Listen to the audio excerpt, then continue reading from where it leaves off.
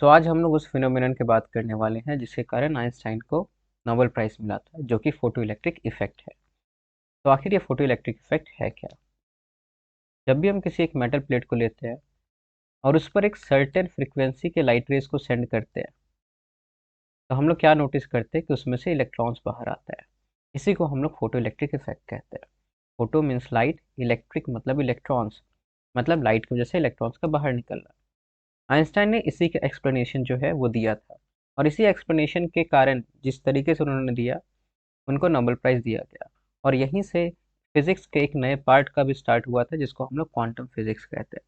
तो पहले समझते हैं यहाँ पर कि आखिर वो एक्सप्लेनेशन, पहले समझते हैं कि फोटो इलेक्ट्रिक इफेक्ट के अंदर होता क्या है, ऑब्जर्वेशन क्या था। फिर हम लोग समझेंगे कि उन्होंने इस चीज़ को एक्सप्लेन कैसे किया।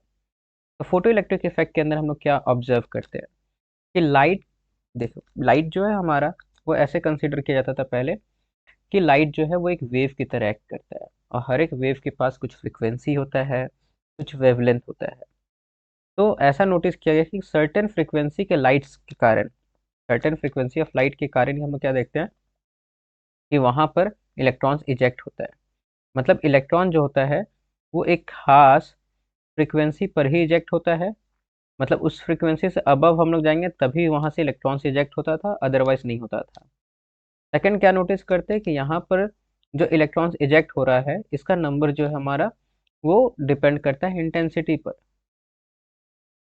तो नंबर ऑफ इलेक्ट्रॉन्स कितना इजेक्ट हुआ इंटेंसिटी पर डिपेंड करेगा, और इलेक्ट्रॉन्स इजेक्ट हो रहा है कि नहीं हो रहा है वो फ्रीक्वेंसी पर डिपेंड करेगा। मतलब अगर हम लोग लो फ्रीक्वेंसी के बहुत सारा लाइट का इंटेंसिटी अगर फॉल करवाए, बहुत ज़्यादा हाई इंटेंसिटी के लाइट को फॉल कराएं, तो लाइट इजेक्ट नहीं होगा, जबकि इलेक्ट्रॉन्स इजेक्ट नहीं होगा। जबकि वहीं पर अगर हम लोग क्या करें कि एक सर्टेन फ्रीक्वेंसी के ऊपर जा करके हम लोग लाइट को फॉल करवाएंगे, तो वहाँ पर इलेक्ट्रॉन्स इजेक्ट होगा। और अगर उसके इंटेंसिटी को बढ़ाएंगे तो इलेक्ट्रॉन्स का इजेक्ट होने का जो संख्या है, वो इंटेंसिटी के इंक्रीज होने के साथ इंक्रीज होगा। तो ये ऑब्जर्वेशन जो है वो देखा गया था फोटो इलेक्ट्रिक इफेक्ट में। बट इसका एक्सप्लेनेशन वेव नेचर से लाइट का एक्सप्लेन नहीं किया जा रहा था, नहीं किया जा सक रहा था। तभी क्या हुआ था कि ठीक कुछ समय पहले ही, आइंस्टाइन के इस थ्योरी को एक्सप्लेन करने से पहले ही, प्लैंक नाम के एक साइंटिस्ट ने एक आइडिया दिया था कि जो भी इलेक्ट्रोमैग्नेटिक वेव होता है, लाइट भी एक इलेक्ट्रोमैग्नेटिक वेव है, जो कि विजिब एक छोटा सा रेंज है इलेक्ट्रोमैग्नेटिक वेव का, जो कि हम लोग देख सकते हैं। तो उन्होंने दिया था कि जो भी इलेक्ट्रोमैग्नेटिक वेव है, वो स्मॉल एनर्जी के पैकेट्स के फॉर्म में ट्रेवल करता है, जिसको हम लोग क्वांटा कहते हैं। और उन्होंने इसका जो एनर्जी होता है उसको देने के लिए एक फॉर्मूला दिया था, E is equal to h nu, जहाँ पर न्यू जो हमारा है वो फ्रीक्वेंसी होता था उसका, उस इलेक्ट्रोमैग्नेटिक वेव का, और एच जो है हमारा, इसको हम लोग प्लैंक्स कांस्टेंट कहते हैं। तो E energy is equal to h nu. तो आइंस्टाइन जो है वो इस चीज़ का इस्तेमाल करके एक्सप्लेन करते हैं कि फोटो इलेक्ट्रिक इफेक्ट काम कैसे करते हैं। तो फोटो इलेक्ट्रिक इफेक्ट को समझने के लिए हम लोग यहाँ पे देख रहे हैं, ये दो प्लेट्स हो गए, ये हो गया हमारा नेगेटिव, ये हो गया पॉजिटिव। जब एक सर्टेन फ्रीक्वेंसी के लाइट रे को यहाँ पर हम एक्सप्लेन फॉल करवाएं, ठीक है, तो यहाँ पर उन्होंने एक्सप्लेन किया कि ये छोटे छोटे एनर्जी के पैकेट्स के फॉर्म में लाइट जो है हमारा, वो आ रहा है। और ये जो विजिबल लाइट का एनर्जी का पैकेट है, इसको उन्होंने नाम दिया फोटॉन्स। तो फोटोन एनर्जी का वो छोटा पैकेट्स है। तो जो सोर्स है हमारा, वहां से ये फोटोन्स निकलता है। अब यहाँ पर हम लोग क्या देख रहे हैं, जो फोटोन है इसका एनर्जी जो है, इसको हम लोग E is equal to h nu के फॉर्म से देख रहे हैं। तो सर्टेन फ्रीक्वेंसी के जब अबव जाते हैं, तब जाके हमारे पास इतना मिनिमम एनर्जी हो पाता है, जिसके कारण वो इलेक्ट्रॉन जो है इसके प्लेट से, इस मेटल के सरफेस के प्लेट से बाहर इजेक्ट हो पाते हैं।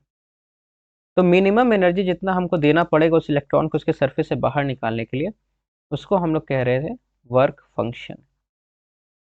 वर्क फंक्शन क्या हो गया? मिनिमम अमाउंट ऑफ एनर्जी, जो कि अगर हम लोग अप्लाई करें तो इलेक्ट्रॉन जो है वो वहां से इजेक्ट हो जाएगा। और ये एनर्जी जो है वो फ्रीक्वेंसी पर डिपेंड कर रहा है, क्योंकि यहाँ पर एच जो है वो तो प्लैंक्स कांस्टेंट रहेगा। इसीलिए जो वर्क फंक्शन हो गया वो मिनिमम एनर्जी को कह रहे हैं। और इसको हम लोग क्या बोल दिए, एच न्यू नॉट। यहाँ पे न्यू नॉट का मतलब क्या हो गया, मिनिमम फ्रीक्वेंसी, जो कि हमारा इलेक्ट्रॉन को इजेक्ट होने में लगेगा। अब चूंकि इलेक्ट्रॉन इजेक्ट हो गया है और उसको हम लोग एक सर्टेन फ्रीक्वेंसी से ज़्यादा अगर एनर्जी दे रहे हैं, मतलब कि उसको न्यू नॉट जो है उससे ज़्यादा का हम लोग यहाँ पर एनर्जी प्रोवाइड कर रहे हैं, तो बाकी का जो एनर्जी है वो काइनेटिक एनर्जी के फॉर्म में वहाँ पर कन्वर्ट हो जाएगा। तो अगर हम लोग एच न्यू एनर्जी दे रहे हैं, तो उसमें जो एच न्यू नॉट है, वो तो उस इलेक्ट्रॉन को इजेक्ट होने में चला गया। प्लस बाकी का जो एनर्जी है वो उसका काइनेटिक एनर्जी के फॉर्म में चला जाएगा, जो कि इस इलेक्ट्रॉन को आगे की ओर ढकेलेगा। तो इस तरीके से उन्होंने एक्सप्लेन किया कंप्लीट फोटो इलेक्ट्रिक फिनोमिनन को। और यहीं से हमारा लाइट का एक और नेचर इस्टेब्लिश हो गया कि लाइट जो है वो पार्टिकल की तरह भी एक्ट करता है, जिसको फोटॉन्स कहते हैं। तो इससे पहले बाकी सारे फिनोमिनन को हम लोग एक्सप्लेन कर पा रहे थे वेव नेचर की मदद से, बट इस फिनोमिनन को एक्सप्लेन करने के लिए हमको पार्टिकल नेचर का सहारा लेना पड़ गया। हम लोग कहते हैं कि लाइट जो है वो डुअल नेचर शो करता है, हमारा वेव के जैसा भी और पार्टिकल के जैसा भी। आई होप कि ये वीडियो समझ में आया हो, और अगर कोई प्रॉब्लम हो तो प्लीज़ कमेंट सेक्शन में बताएं। मिलते हैं हम लोग नेक्स्ट वीडियो में, तब तक के लिए टेक केयर।